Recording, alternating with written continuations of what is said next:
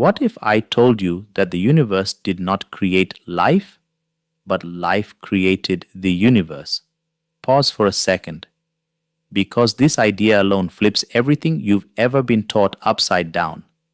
From childhood, we were told a simple story. First there was the universe, then stars, then planets, and somehow, by accident, life appeared on one tiny rock called Earth. But what if that story is backwards? This is where a radical idea called biocentrism begins. An idea so unsettling that it challenges the foundations of physics, biology, and even your sense of self. Imagine waking up in a dark room. There are no windows, no sounds, no sensations at all. Now ask yourself this question. Does the room exist? If you are not aware of it, biocentrism starts right there with awareness. The theory proposes something astonishing. Life and consciousness are not late arrivals in the universe. They are not side effects. They are not accidents. They are central. According to biocentrism, reality itself depends on a conscious observer. Without life to perceive it, the universe as we know it simply has no meaning and possibly no existence. This isn't poetry. This idea comes directly from the strange discoveries of modern physics. Let's take a small step into science, gently. Physicists discovered something deeply troubling while studying the smallest particles in existence. At the quantum level, particles do not behave like solid objects. They behave like possibilities. An electron, for example, doesn't exist in one definite place. It exists as a cloud of probabilities until someone observes it. The moment it is observed, it chooses a position. In famous experiments, particles literally change their behavior depending on whether they are being watched. Think about that. Observation doesn't just reveal reality, it seems to create it. Biocentrism asks the question no one wants to ask out loud. What if the universe requires observation to exist in a meaningful way?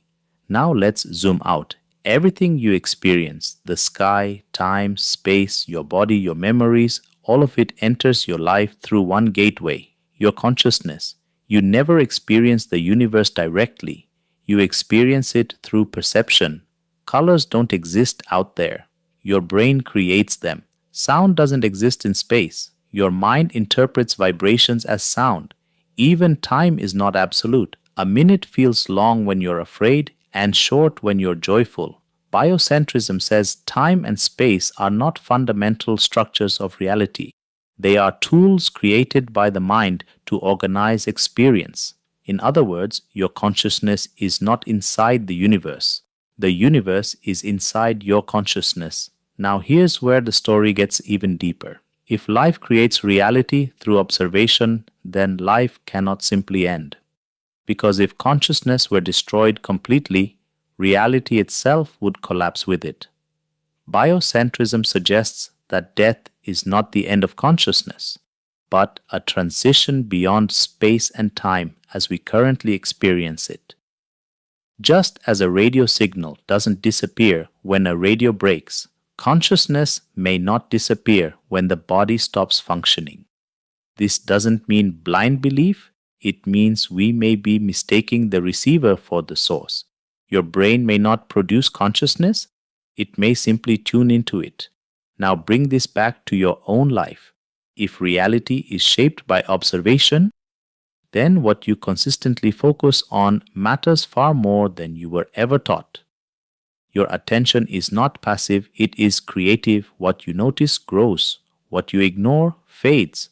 This explains why two people can live in the same world, yet experience completely different realities. One sees opportunity, another sees threat. One sees meaning, another sees chaos. Same universe, different observers.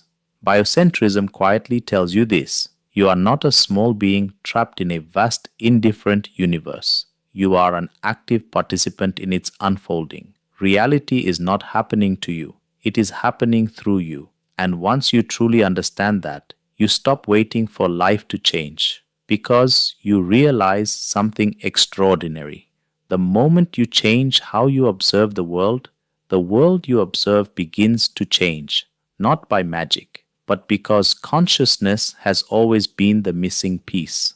And maybe, just maybe, the universe has been waiting for you to realize that you were never separate from it at all.